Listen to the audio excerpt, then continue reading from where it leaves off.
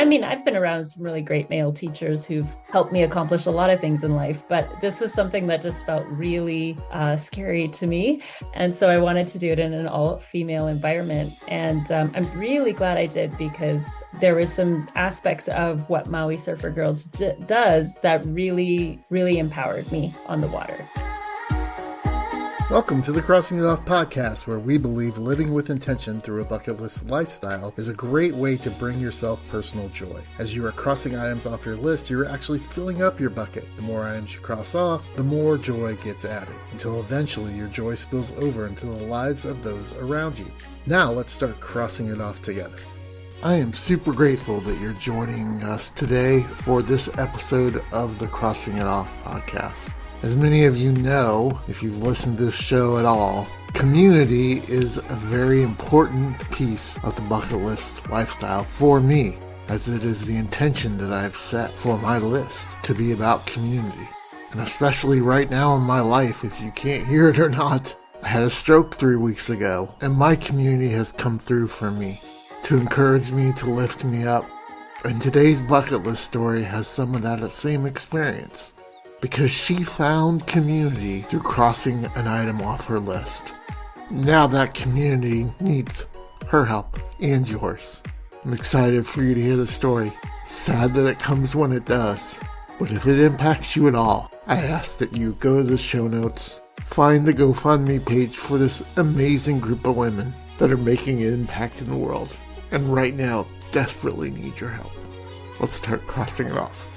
At this time, I'd like to welcome my bucket list storyteller. Her name is Holly Williams, and she describes herself as optimistic, enthusiastic, creative, and energetic. Holly, welcome to the show. Thanks so much for having me, Roger. I'm really excited to be here. Great. I'm happy to have you. Tell us, what did you cross off your bucket list? I learned to surf. Okay. So if you don't live by the ocean, sometimes that can be rough. So Just let us know where were you in your life when you decided that you want to put this on your list, and why surfing? Oh my goodness. So this has been on my list since I was 16 years old. And I watched the movie Gidget. Okay. My mom showed me this movie, and I just thought it was so fascinating. This girl was surfing. So I became obsessed with it and learned. At the time, we didn't even have the internet. I'm dating myself, but I took out books from the library and learned about surfing. And my sister and I actually broke our bed with an ironing board because we were copying what Gidget did in the movie. We took an ironing board and put on the bed and jumped up and down on the bed to simulate waves. So it was something I really wanted to do when I was a child or teenager. And then, you get married, you have kids and life and responsibilities, and some of those dreams go to the back burner. So it was really this, I guess last year, I don't know, something just came over me. I had always wanted to surf. I'd been watching Maui Surfer Girls, who puts on a week-long surfing program. And I'd seen them for about 3-4 years, and I was always on their list. And I'd say, oh, well, maybe next year I can go. And I just decided, you know what? I need to make this happen. And so I just hit the buy now button and signed up. So go back a little bit. What was that when you were that little girl that you became fascinated with this activity? What was it about surfing, besides just watching another girl do it? What was it for you that was like, I need to do this? Wow, that's such a great question. I think for me, so I lived nowhere near an ocean. And so some of my best family childhood memories are, going to see the ocean for the first time. And I was so fascinated by riding waves, just body surfing. And I was like, what would that actually feel like to ride an actual wave? And it looked very adventurous. And it looked like, what's the worst that could happen? I fall in the water, I live out in the Alberta Rockies, and snowboarding is like when you fall, you hit the ice and the snow. And so the idea of surfing and trying that looked just very appealing to me. That's awesome. So you get to this point where you're saying, okay, I'm going to do it. You press the buy now button, like you said. Yeah. What preparation did you do? Obviously, you're not surfing up in the Canadian Rockies. So How did you go about finding the opportunity and making it happen? Yeah, so I think, it's one of those things where you've always dreamed about it. Like I always watch surfing movies. I'd always watch surfing videos. They'd be on my YouTube feed or whatever. And so I think I eventually just started looking online and was like, oh, I wonder if there's like anywhere that like girls can learn to surf, or women can learn to surf. And I stumbled across the Maui Surfer Girls website. And I really liked the idea of just doing an all women's surf camp, mainly because I just thought if I was around men, I'd be so intimidated Hmm. just because I would feel so small and I wouldn't know what to do. And I mean, I've been around some really great male teachers who've helped me accomplish a lot of things in life, but this was something that just felt really scary to me.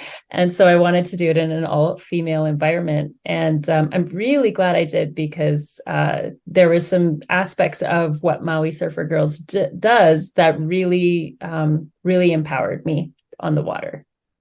And so you said, how bad could it be? Because you snowboard, but then at the same Yeah. time you say you were scared. Where'd the fear come from? What were you afraid of when Um, after you pressed the buy now button?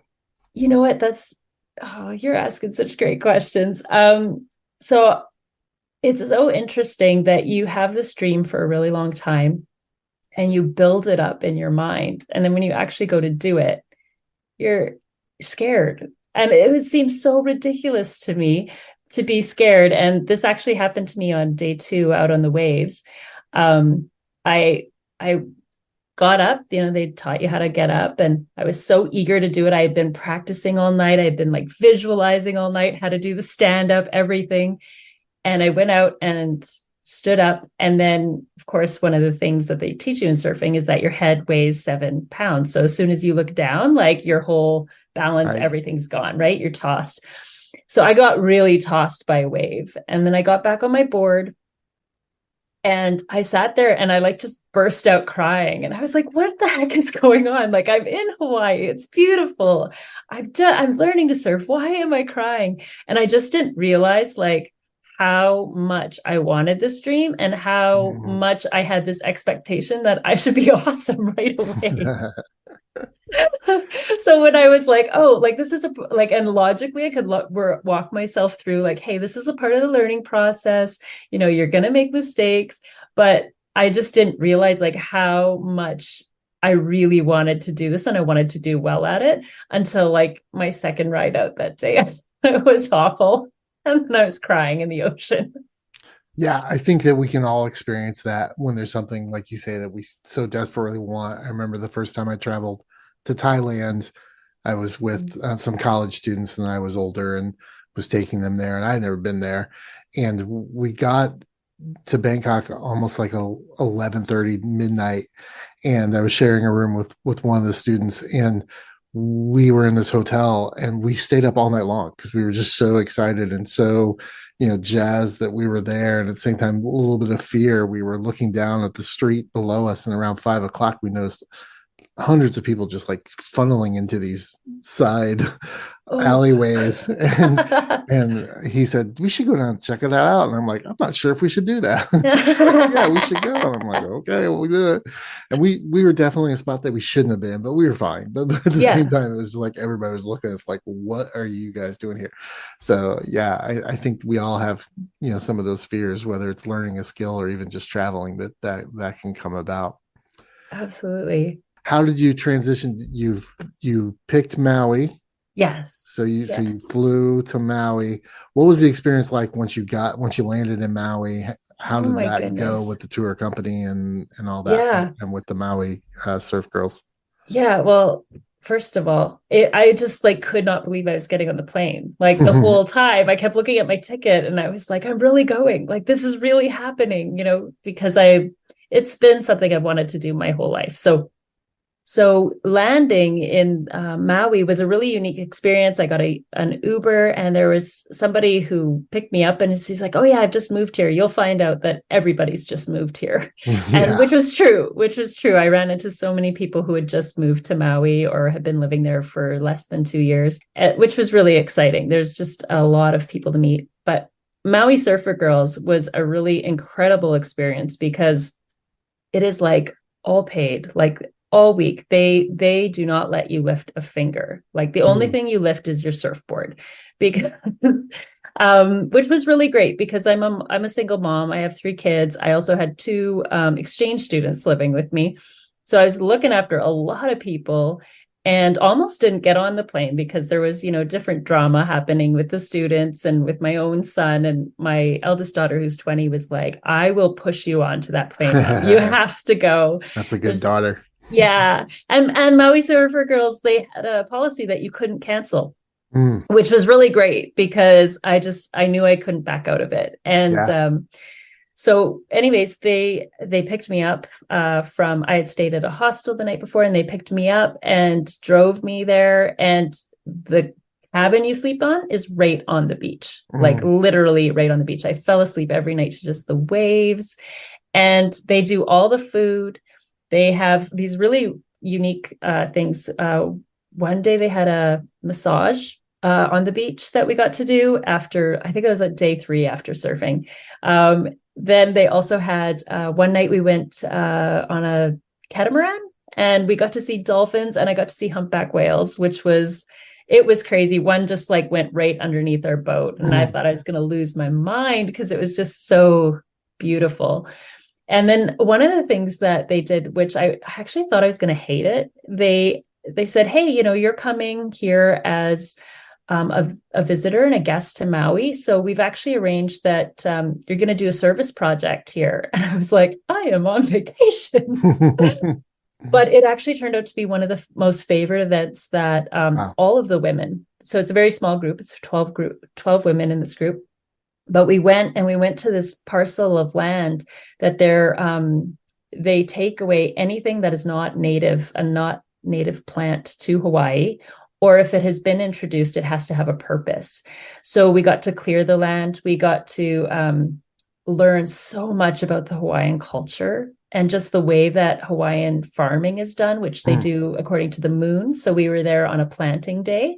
And so it was just this incredibly rich experience to learn about Hawaiian culture. And I did not expect to have all these added benefits. I really would have been happy if I'd just gone and surfed, for half a day every Right. day. But I got to do all these incredible things on Maui that's really secured Maui in my heart as a special place. So I take from what you've said so far, this was a solo trip. You didn't go with anybody. You didn't know any of these other 12 women. You just Right. went. Yeah. Yeah. I just went. So there's a couple reasons I just went by myself. One is that, so as I've mentioned, I'm a single mom. I've been divorced now for 4 years, and I just really want to model to my children what it looks like to live a full life without a partner. And that is something that you can do fully, and it can be really exciting. The second thing was that it was I've kind of got this like preparation plan in place. I've got about 4 years maybe until my son is out on my last child is out and moved Yay. out. Yeah. So I've just been in a lot of circles where that is a really hard season for some women when their children leave. And I'm a really invested parent. I really love parenting. But I also recognize that I don't want to have this gaping hole in my life when they leave. I know it'll be tough when all my children are gone, but I think that there's things I can do now to prepare myself to also just start developing a life that's my own, and some things that are really my own. So that was kind of the first marker for me. I was like, okay, Mhm. you know what? This is going to happen. So what can I do to start to prepare myself? And so Hawaii was like my first, like, plant the flag in the ground and say, okay, I'm going to start building this life that's going to be me eventually as my kids move out of the house. Yeah, I think it's super important. It's great to realize that at some point, especially in your stage where you're almost empty nest. But I also think it's really important for people to figure that out even earlier, right? Which is a great Yeah. example to your kids that, yes, you may wind up with a partner, you may have this life, you may have children, but you're still a person. They're Yeah. still the individual human, and the And you still more have those dreams. right, and this idea of I don't think we need to be about instant gratification, but we also need to be about taking care of ourselves Hmm. and finding that joy the whole time. Not like, Yeah. for me, it was I would turn 50, right? And I finally decided after a heart attack that this was what I was going to, I'm going to start taking care of myself and Wow. making my own way and doing the things that I always wanted to do. So, yeah, I think the earlier folks can find that, the better off we'll all be. Uh, Yeah. Here at the Crossing It Off podcast, we are passionate about inspiring you in your bucket list lifestyle and empowering you to live out your list. We offer many resources to assist you in your bucket list journey, such as web resources in the show notes, bucket list mentoring services, my book Live Out Your Lists, a private Facebook group for you to share your bucket list success stories with others, and more. All of these can be found at crossingitoffpodcast.com. Find the resource that fits your need so that you can live out your list. Now back to the show. I agree. And I think sometimes I used to regret like, oh, I should have done this when I was younger, but there's some things that are more important to you Mm-hmm. because of who you want to be and how you want to be.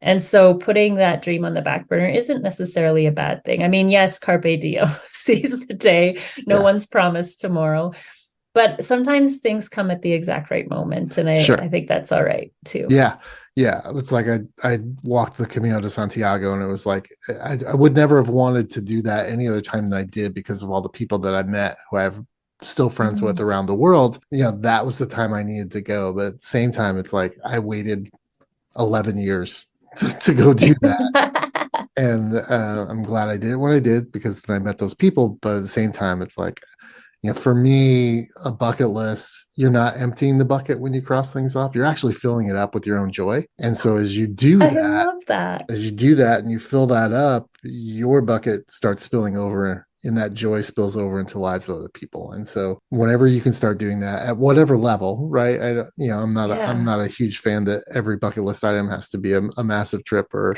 a Right. grandiose tour around the world or anything, but just reminding yourself that you're a human, you have wants, desires, needs, and that we all we can't put the mask on somebody else if we don't put the mask on us first. The old Yes. airplane thing. So Yeah. that's my thing. Agreed. All right, let's get back to surfing. So Yeah. Yeah. Let's talk about okay, it. so describe, you were there for a week. I was, yeah. And so what was really neat is the education level actually that goes into Maui Surfer Girls. So they're actually rated, I think, one of the top or the top three for sure, teachers out of all the islands in Hawaii. And they have a very unique way of teaching you how to get up on your board. And they also teach you a lot of ocean awareness, which was Nice. really incredible for me to learn. And so like right away we were getting up on our boards. And for me, I had a lot of lessons out on the ocean. The ocean teaches you a lot. And what was really unique again about being in this incredible group of women is that none of these people knew me, and we had such an amazing group of people. I was in the cabin with a woman who was a lawyer, and she was in her late 40s, and then another lady who was in her 50s. And I remember when she told me she was 50, I was like, I can't believe you're 50, you're amazing. And was somebody who had chronic health issues and got off gluten, and then it totally changed her life. And because she had missed out on things, she was like, I'm not missing out on anything. And she is such an inspiration to me. And I really got to know those ladies well because they were in my cabin and connecting. But what was so cool is that there was also these girls who had come from university. So they're, Mhm. younger. There was women who were quite professional. There were women who were at different stages of their life. And it was such a special group of people. So what was neat for me was that nobody knew me. And I was just authentically myself, but just to see the way that other people saw me was so refreshing because they were all like, you're so fearless. And I'm like, have you met me? Like I am freaking out all the time. But they saw me as this fearless person because when the waves would come and I finally started to learn to read the waves, I was like, I'm going for this. And I just go for a wave. And And that to them, they saw it as fearless. And to me, I'm thinking, do you know how much I paid and sacrificed to be here? I'm not missing any waves. So it was just really incredible to have yourself seen a different way by really incredible people. And it just, that really changed my confidence quite a bit. So that was one of the really powerful lessons I had on the ocean. The second powerful lesson that I had out on the ocean was that I was made for hard stuff. Like, and this really surprised me, but my favorite moment of surfing is when you start to paddle and you're starting to, learn how to do it, you have to start looking over your shoulder, And so when I first started doing that, they're like, okay, look over your shoulder. I'm like, okay, yeah, I see the wave. And then you start looking and you're like, and it's getting bigger and it's really huge. Oh my goodness. But like, I love that. I love watching just this wall of water just rise right up. And I'm just like, I am going to ride this. And that really surprised me. I didn't expect to love I guess what you call the adversity of the wave. I didn't expect to love that. And so that was really surprising for me. And then the third lesson that I learned that was really powerful was when we sat down at the beginning, before we even got in the water. They explained that when explorers first came to Hawaii, there's documents of this, there's journaling, there's paintings of this, that the men or the Europeans came and what they observed were naked women surfing on the water. And some show them standing, some show them sitting, some show them kneeling. And so how they described it at Maui Surfer Girls is that surfing is often seen as a sport, but truly it is a form of self-expression. So if you need to stand, if you need to kneel, if you need to lie on your board, this is about you expressing yourself. And so just having that at the very, very beginning totally changed my mindset about what I was doing. And it was really about me learning how to express joy out on this board and water. And so it was just life-changing to be able to stand up, smile, throw a shaka at my friends while I'm finally riding a wave. And just the encouraging and supportive environment of all these women shouting and screaming at you because you're standing up or you're riding a wave or you're learning to turn on the wave was really, really powerful. And it was cool to realize I was joining a line of women who've been expressing themselves on the ocean for years and years and years. That's awesome. When you told your friends and family back home that you were going to go do this, what was their reaction? What was their, did they think you were crazy? Did they like, I actually didn't go do it? Tell a lot of people. Oh, wow. I was pretty tight-lipped about it. Mostly because I think I just didn't want anyone to try and talk me out of it, And I don't think they would have, I think my friends would have been like, go for it. But it was, again, I think I got a little in my head on it. I had told my sister and my brother because they all know how much I wanted to surf and my kids knew. But I kind of didn't tell anybody until like 2 weeks before. And people were like, you're going where? You're doing what? And I'm like, yeah, I'm going. So, and for me, that's interesting because I pretty much live my life as an open book. Like, people will ask me, hey, how are you? And I'm like, here's the drama. But for this particular thing, I kept it close to the vest. And I think it really kind of speaks to the significance it was to me in my life. And if someone came to you and said, I've been thinking about surfing, right? It's something I've had in my brain, or, you're telling your story and someone gets inspired and says, oh, I'd like to do that. What's the one thing you would like say to them? You need to do X if you're going to go do this. What's the X? That's a really good question. And besides just do it, right? Yeah, exactly. Besides the Nike slogan, because everyone wants to say that. Right. I would say, where do you want to make this memory? Because there's really great surfing. There's, you can surf all over the world. I mean, you can even go to Scotland and do it. You'll be wearing a wetsuit, right? Sure. But really, like, where do you want this memory to happen? Because you can learn to surf pretty much anywhere. And based on that, then I would say, look for a school that would teach that to you and commit to that process. And something you learn when you're surfing is like, you just have to commit to the wave. Like once you're in it, you're in it. You can't go back. You say, yeah, I'm doing this. And you just pedal hard until you're on the wave. So that would be the same approach. It's just once you've decided where, because it's such an incredible feeling, like what you have with the ocean is so incredible. So think about what is the surrounding that you want to, do you want to feel warm in the water? Do you want to feel alive? Do you want to feel that you're looking at beautiful scenery? Like what is it that you want to experience? And then commit to it. Nice. You mentioned a few things, but looking back at the whole week, what's like one of the things that stands out most for you about the experience that really like was a wow? Oh man, it was my last wave. So we did a sunset surf in, and most times we had just done morning surfing. And so we spent the whole day, and I think, my arms were so sore. Like I had done a lot of push-ups and everything in preparation for this, but nothing prepared me for how sore my arms were on that final day after 5 days of surfing. And the rule was that once the sun went down, you just catch the next wave that's good, and you ride it in. And if it's not a great ride, then too bad. Like you just paddle in. So I caught a wave, and I was, standing up, and I was starting to learn to turn and everything. So I was doing a little bit of moves, and I completely fell off my board. And I was like, oh man, like that's my last ride. I was, taking a moment to be bummed out. And then I was like, Holly, you just spent a week in Maui learning to surf. You saw whales, you saw all these incredible things. Like, really, you're going to let this ruin your moment? And I was like, no. So I got on my board, I'm just paddling back into shore.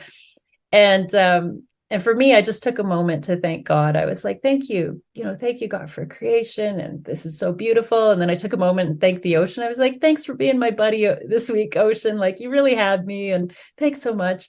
And I was paddling in, and then all of a sudden I just heard the curl of a wave. And I just realized like I could catch it. Like you looked over your shoulder. And I just went for it. And I got up on this wave, and I like rode it all the way into the shore. It was like the best ride ever. All my friends were screaming, and they're like, oh, it was so like, it was every moment that you'd want to have on a trip like this. It was all that on this board. It was just so incredible. I was so proud of myself. So proud of my body and what it was able to do. It was just the best moment. And I relive that moment quite often in my heart. That's incredible. Holly, what's something else that you'd like to cross off your bucket list? Oh my goodness. Well, I mentioned I have exchange students. So I want to go visit them. One is in Germany and one is in Turkey. And I definitely want to go and spend some time with both of them because I love them very much. What would you hope from gaining from doing that experience? What would be the outcome that you would wish to see if you were able to do that?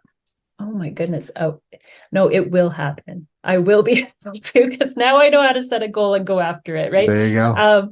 But I think what I am really looking forward to is getting to know my students in their home environment. They came into my home and they got to experience Canada and really became a family member. So I would really love to see who they are and how they live, where they're from. That's awesome. Holly, where can folks find you online and what do you do there? Yeah, so hollycwilliams.com. I'm a conversion copywriter, and I love to help people learn how to make high converting emails for their business. And so I have a thing called the story flow method, and I teach people how to basically take any story from their life and turn it into an email that they can use to increase revenue in their business. And where can they find you? Oh, yeah, hollycwilliams.com or on Instagram at the Holly C. Williams. Awesome. I will make sure I put those in the show notes so that people can find them right away. And I'll also put in the Maui Surfer Girls information as well. It sounds like they're an outstanding outfit. So I'll make sure I do that as well. Incredible. Yeah. Holly, thank you so much for being here. And I hope you get to visit Germany and Turkey real soon. Thank you so much.